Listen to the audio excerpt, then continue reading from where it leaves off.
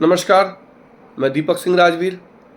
कल IIT-BHU वाराणसी में जिस तरीके से महिला के साथ में छेड़खानी हुई, उसके साथ में रात को 1:30 बजे वो अपने मित्र के साथ में टहल रही थी, उसके साथ में छेड़खानी हुई, अश्लीलता हुई, मारपीट हुई, उसकी मैं कड़ी निंदा करता हूं और प्रशासन के लोगों से आग्रह करता हूं कि जल्द से जल्द अपराधियों को धर पकड़ कर कठोर कार्रवाई करें।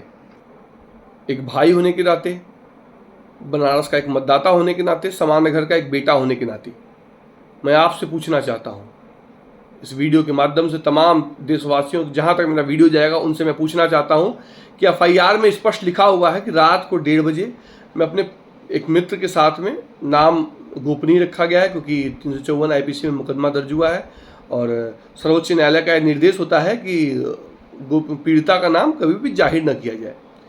तो वो 1:30 बजे रात को टहल रही थी।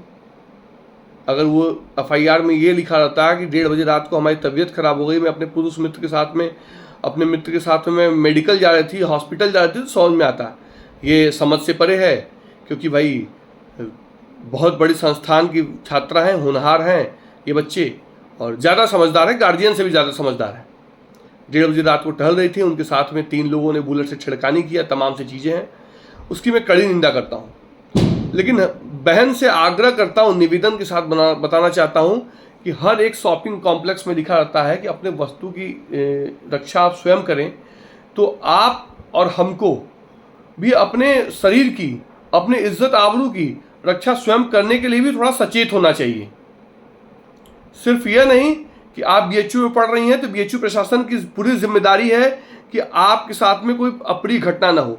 अगर 1:30 बजे रात को आप सड़क पर निकल करके अपने मित्र के साथ में घूम रही हैं और गप्पे लड़ा रही हैं तो यह भी बेहद निंदनीय और चिंतनीय भी है, क्योंकि जिस शहर में 10 बजे के बाद दुकान के शटर बंद हो जाते हैं उसमें इतना सेफ था, BHU इतना सेफ था कि 1:30 बजे आप निकलने की हिम्मत की।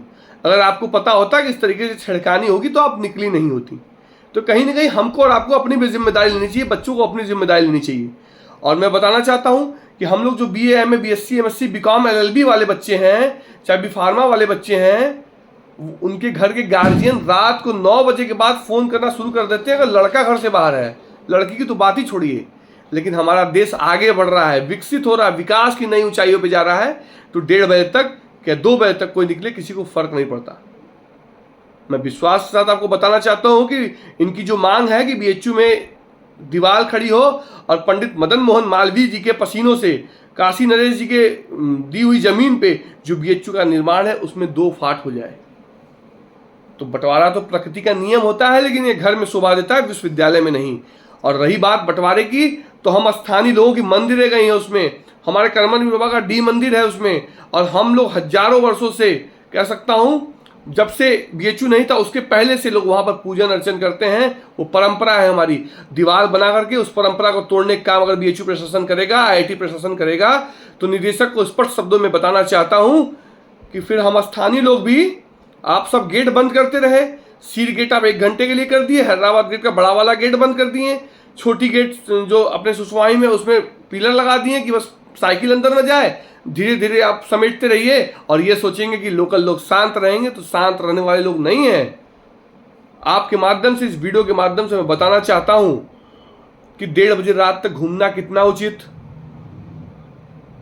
और अगर छिड़कानी हो गई प्रशासन की गलती, पुलिस नाकामयाब। आप सभी के आग्रह है कि अगर मैं सत्य बोल रहा हूं तो जन जन तक इस बातों को ले जाएं और बताएं कि कौन पीड़ित। हमें तो लगता है इस मामले में BHU का प्रशासन पीड़ित है। आपकी क्या राय है? जय हिंद, जय भारत। हाँ, जाते जाते इतना जरूर कहूंगा, क्योंकि पॉलिटिकल बहुत दबाव है प्रशासन के ऊपर, पुलिस के ऊपर, तो पुलिस ध्यान दे, किसी निर्दोष व्यक्ति को, IIT के छात्रों के दबाव में आकर के किसी निर्दोष व्यक्ति को न जेल भेज दिया जाए, उसके ऊपर ये सब लगा करके इसका ध्यान दे। और बाकी मुझे पूज्य महाराज योगी आदित्यनाथ जी की सरकार में पूर्ण भरोसा है और मुझे पता है कि बुलडोजर स्टार्ट हो चुका है, बहुत जल्द अपराधियों घर तक पहुंचने का काम करेगा। जय हिंद, जय भारत, जय जनता जनार्दन जिंदाबाद।